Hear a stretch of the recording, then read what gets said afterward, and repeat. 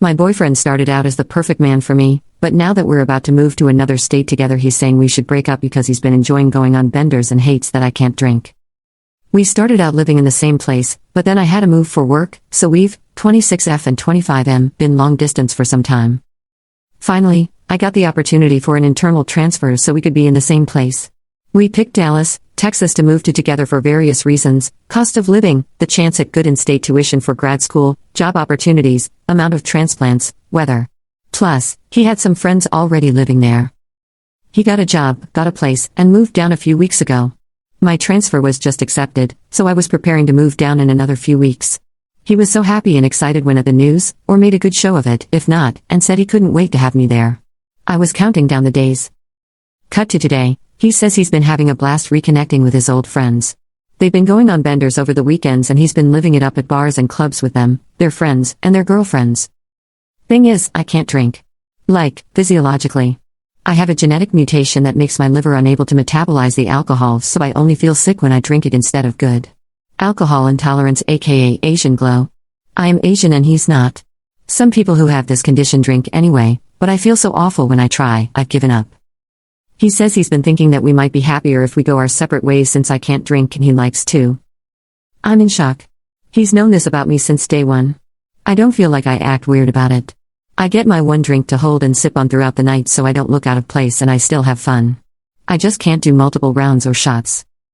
Up to this point, our relationship has revolved around fun activities instead of drinking. He told me that's been great and he's done more things than ever, but then he revealed to me that this whole time he's missed being able to go out and have fun drinking like he has in other relationships. He says he had more fun in past relationships being able to party and share that with them. He says a lot of what people do for fun in Dallas is going out to bars and drinking. He's going to be doing that. So if I come, I won't be able to participate and I'll feel left out and unhappy. We haven't officially broken up, but the conversation felt pretty final. I'm reeling. Moving to Dallas still makes sense for all the same reasons, and I can afford it just fine, but I didn't expect to have to do it alone. I'm also feeling discouraged over the idea that I won't be able to make friends in Dallas if I can't drink. It's tapped into a major insecurity of mine. I've struggled in the past because the other people who don't drink either do so for religious or moral reasons, or are the kind of people who don't like going out altogether, so I don't connect with them as much. I do like to go out and have a good time. I even go to raves. I just do it sober. But then if I'm in a group that's drinking, they feel weird if I'm not drinking too. Not gonna lie, it sucks. It actually bothers people. So that makes me feel bad and out of place. But, I can't help how I was born. Sometimes it's hard not to feel defective. Now I'm wondering if I should still go through with the move alone? Is this going to be a major friendship barrier in Dallas? Are there people out there who are outgoing and like to be wild sometimes, but are also sober? Where do I find them? Update. Not gonna lie, those first couple months were hard. It felt like the rug had been pulled out from under me and I was totally unsure what to do next. I was torn between sheepishly asking my company to withdraw the transfer or going ahead and moving alone to what felt like my ex's city. Either way, the clock was ticking on my apartment lease. The anxiety was keeping me up at night and the lack of sleep only made things worse. On top of that, it was tough knowing that I was probably the only one sad about the breakup while my ex was living his best life, partying with best friends and banging hot chicks, relieved to be rid of me. So, yeah. That felt like crap. In the meantime, I threw myself into work to keep my mind off things.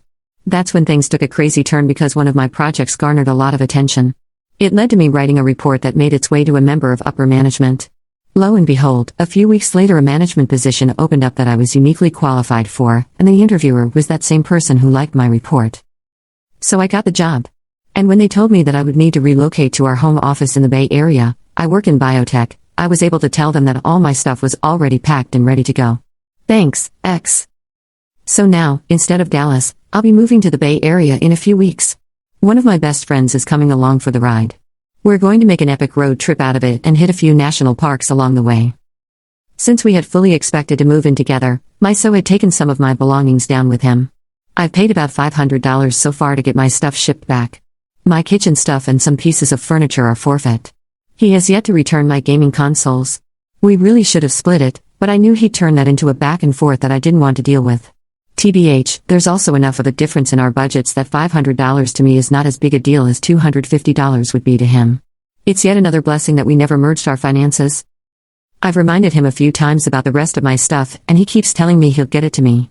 I really don't want to have to come down there with a police escort to take back my property, but it's looking like I might have to. I don't know why he has to make this so difficult, but I'm getting pissed. So if anyone has any advice to share on that. I know I'll never know his true thinking, but honestly, who cares at this point? I've also decided I'm not going to try to date for another year at least. I've been told that my management role is likely to be upgraded to a director role, depending on my performance review. So work will probably take up a lot of my time. Any remaining time I have, I want to fully devote to forming friendships. But most importantly, if you couldn't already tell, it's clear that I have some serious work to do on self-worth and boundaries. FTR, I think it's important to note that it's not like this guy was a deadbeat loser. I know it's easy to think, why is this woman dating a jerk? When you read these posts, but it's rarely that simple. Everyone who met him loved him. We shared a lot of common interests. He was fun to be around, always happy, great to talk to, supportive of my career, a fantastic cook, very organized, came from a great family, had a good job, all of that.